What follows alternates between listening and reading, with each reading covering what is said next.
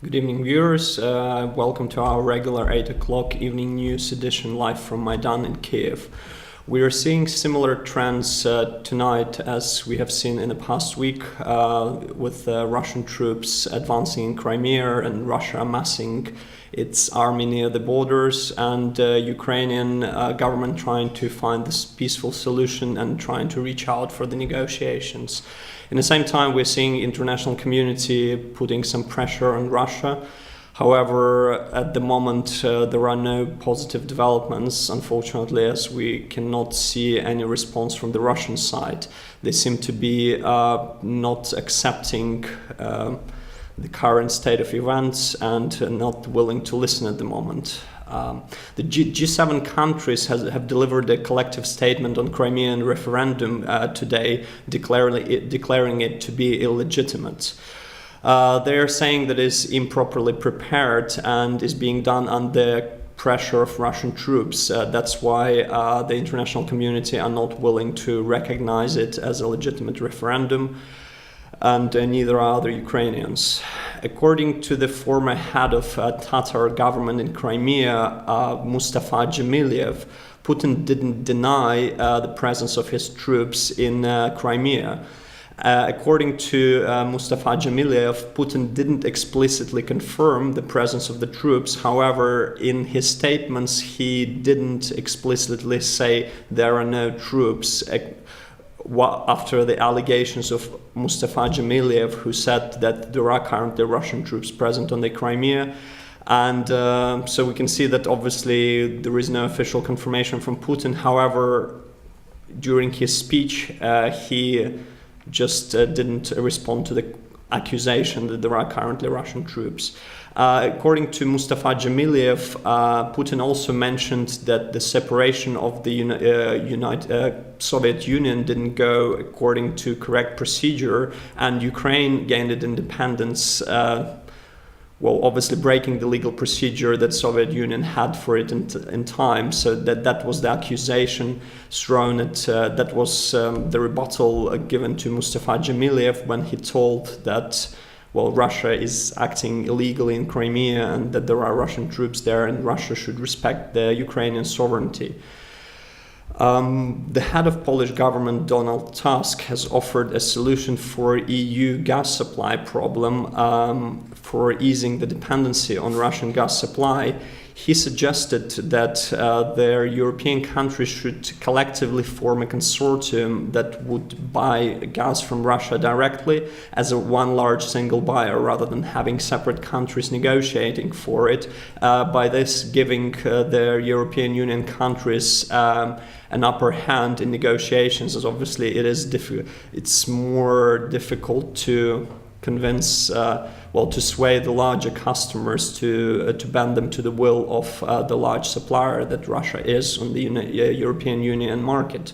And possibly this would be something that European countries could consider, as obviously this is one of the vital questions and one of the main problems in the relationship between EU and Russia, as there's problems with their Russian gas supply could cause economic turmoil in the European Union. However, according to the latest statements from the officials in the EU, there are enough gas supplies in the storage to suffer any shortfalls if Russia for some reason decides to stop supplying. We have also heard that Georgia today has cancelled the upcoming Bezrukov Russian theater company tour across Georgia for their support of the Crimean occupation.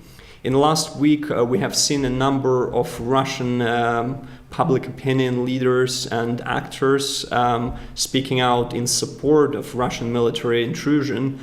However, we have seen more numerous support against the war, again from the Russian public leaders and Russian actors and prominent people.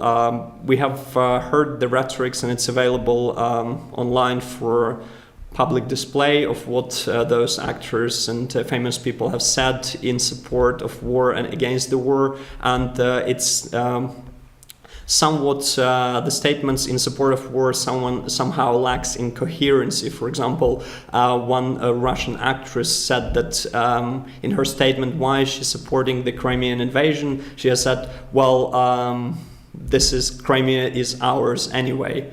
So that was her logic behind giving her public support to these actions. In Ukraine today, the creation of National Guard bill was introduced in parliament for the voting tomorrow. The National Guard is supposed to become a new force within the Ukrainian Ministry of Police, and it should consist of 20,000 troops that would be responsible for border defense and public order support. However, the new details of this bill came out tonight that are rather worrying. One detail being that one of the main functions of the newly formed National Guard would be their dealing with the riots on the street and dealing with public protests. So we're not sure if this is not the formation of the new Berkut type special force that can be used by the government against its own people. So at the moment, the creation of National Guard is rather controversial, and we'll keep an eye on that development and report further once there are new developments in that area. Belarusian President Lukashenko today voiced his unprecedented support for the new Ukrainian government and declared his readiness to support Ukraine, including giving Ukraine the humanitarian assistance and building further economic relations. It was rather unexpected, as obviously Lukashenko was always seen as a close ally of President Putin and was not likely to speak out against official Russian position. However, Lukashenko declared today that Putin and Kremlin has no influence on him, that he can make his own decisions, and that he does support Ukraine and recognizes the Ukrainian government. In addition, we have seen that the Belarusian portal Belarus Today, which is the official press club of the Lukashenko, the Belarus Today has actually published an article saying that, if we consider the joining of Crimea to Ukraine in 1954 illegitimate, that we should also look at Russia at acquiring additional territories in the same year, which means that if Russia doesn't recognize the Crimea as a part of Ukraine, the question should be asked about the territory of Karelo-Finska USSR, which became a part of Russia in the same year. We have also seen a worrying trend that our beloved Russian television programs for children, Goodnight Children, which everyone who lived in Ukraine have watched every night during their childhood, and we all well remember. They have the main theme of the program yesterday was that the main character of the program, which is a dog, a puppet dog, and he joined the army and said that I need to protect my motherland. This was the message that currently is being sent to children. There are two main characters on that children's show, one being a dog, another being a magpie, and basically, one of them has joined the army and declared that he has to do this in order to protect the motherland. We have also seen that two main Ukrainian cable operators refused to switch off the Russian channels from their broadcast, as we have heard the request of the National Broadcasting Agency of Ukraine for the assistance with dealing with Russian propaganda that was aimed at cable operators of the television in Ukraine, and they were asked to temporarily suspend Russian channels from their airspace, as at the moment it's causing the situation in society to destabilize. However, two main operators, Vola and Triolan, continue to broadcast them. It's interesting to note that the owners of Volya cable TV channel are the residents of the United States. They're Ukrainians who moved to the United States, so perhaps we should publicly ask this question: why are they continuing to broadcast the channels that clearly contain propaganda, anti-Ukrainian propaganda, and you even don't have to really look for it. As soon as you hear to what they have to say in the news, you can see that this is absolutely anti-Ukrainian, and there is no space for it within the Ukrainian television airspace. Among international events today, we have seen British Prime Minister David Cameron vocally declaring the UK support for the sanctions against specific prominent Russian deputies who he hasn't named, but he has said that Britain is supporting the inclusions of those deputies into the list that EU is preparing if Russia is not ready to de-escalate the situation in Crimea. On the same topic, EU has actually reached a consensus today, and they agreed that the sanctions should be applied to Moscow unless there is no de-escalation of the situation in Crimea. They prepared a 7-page document which contains the names of the people who are close to Putin, mainly in the army and in the police force, who are directly involved in the current situation in Crimea. And those people will be the first to experience sanctions if there is no positive change in the situation there. This preliminary document still has to be approved by the Council of Ministers of the EU on Monday, if there are no further positive developments from Russia. Now a little bit about the situation in Ukraine. Parubi, who is now the Secretary of National Security Council, has declared that Russia had similar plans for eastern Ukraine as they are now doing in Crimea. They were preparing the groups of armed people for deployment in the eastern regions in order to capture the public buildings and the government buildings, and pretty much proceed with the same scenario by forcefully removing the government and then declaring the referendum. However, fortunately, our government acted in time by appointing more or less right people for the job in those areas. So for now, we can see a relative stability in there. We have also seen the mayor of Donetsk today delivering a statement saying that Russian language is not discriminated against in Donetsk. And obviously we know that Donetsk is the most pro-Russian region in Ukraine, where Russia also is claiming that Russians are being threatened.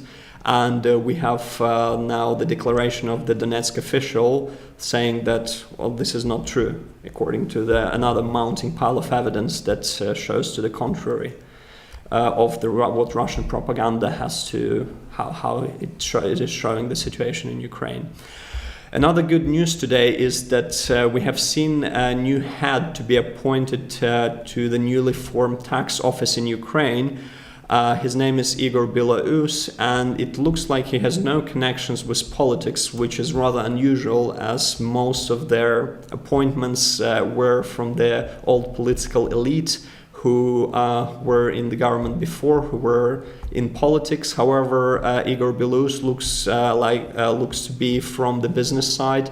He was involved in investment funds in Ukraine, the Western investment funds, working as the high-ranking manager there. So we are waiting to see what will be the developments in the tax office now, as obviously this is rather important area for Ukraine today, as previously the tax policy was horrendously mismanaged, with the very high tax pressure being applied to the public, and that's creating the tax evasion by the majority of Ukrainians. We have also seen the designers from all over the world taking part in the international collective poster action called Voice of Peace.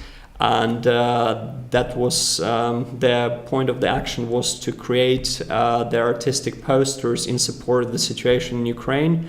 Those posters have been submitted by their participants from more than 45 countries around the globe, and as of today they are being displayed on Krещатик near Tsum. This is by the first barricades from the Bessarabka side, for those who are in Kiev and want to go and have a look at it.